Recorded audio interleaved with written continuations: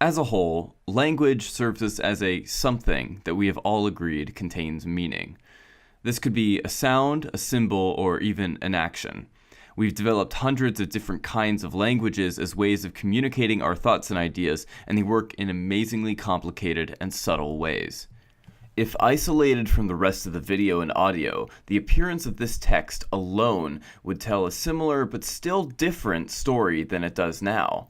Even minor aspects like the speed at which the text appears, or the context of what you're hearing, or the colors that I'm wearing will affect the way we perceive it because of the symbolisms that each of those have in their respective language.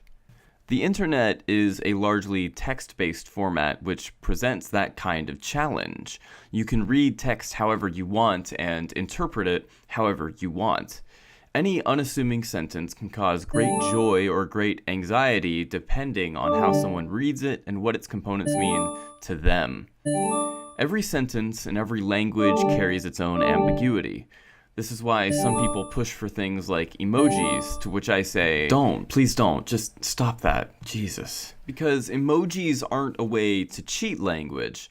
They're another kind of language, known as glyphics, symbolic figures or characters that convey information non-verbally. If we begin to incorporate glyphics into our written language, it will just change the kind of ambiguity we experience. If we reduce the amount of ways we express ourselves, it won't change how we feel, and emojis are a reduction. A lot of us are mistaken in thinking that ambiguity is a problem. In my opinion, the ambiguity is truly where the beauty in language lies. Unless we make first contact and learn how to do Vulcan mind melds, other people's brains will forever be off limits to us, and the only way to understand them will be through that ambiguity. That's where things like music and movies thrive, where a viewer can project themselves on top of another experience and another expression and interpret it their own way. When I say the word cat, I'm usually thinking of a this. Who's to say what you think of? Maybe you're thinking of a this, or a this, or a this. I can reduce the ambiguity by adding more adjectives, but you're still not necessarily going to see the same cat as I am at the end of the day. Even if I show you a picture or a video, you won't experience the same cat as me. Concepts in language are tricky, and the formats of each language make it more difficult. Maybe French speakers are more likely to perceive authority figures as male because of their language's ties to Christianity. Maybe Japanese speakers are more likely to have bouts of introspection because of their many ways of referring to the self.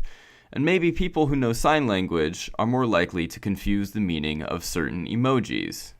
If you ask most people what this means, you'd get a lot of different answers. You know, you call something like that where you're gonna like this, it's gonna be like, Brad, dude, let's cowabunga or something like that. If someone's going like that, I guess right. Sorry here. I don't know, it's like a friend thing. A friend thing? You know, when you go to your friends and you be like, hey. It looks like a 90s skater dude would do. However, to people who know American Sign Language, you'd get answers that are all the same. Jokes aside, it brings up one of the features of sign language that I personally adore, the compound meaning of words. For example, this can be used to mean same, but it can also be used in words like agree and look alike. I like it a lot. It's just a small gesture, but it's hard to do it in a way that doesn't require a bit of motion that just seems to exude good energy. The fact that we get to use it so often just makes it better. It's a gesture that, to me, conveys excitement at the fact that two things share a commonality. It's hard to explain how that hand motion makes me feel. If I were to put it into words, it would be an exclamation mark. Maybe two. It could be my Californian upbringing that associates this with the surfer and skater culture that my home state is known for, or maybe it reminds me the way that some people wiggle their hands excitedly, or maybe it's just heartwarming that we have emotion for bringing two things together in a way. Whatever it is, it's the reason why I can never truly say that I hate all emojis.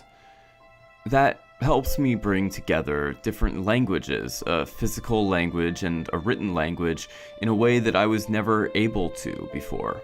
Thanks to the internet, the way we communicate is changing. We're developing new styles of video, new ways of typing, new kinds of music, and all sorts of things as the world connects itself.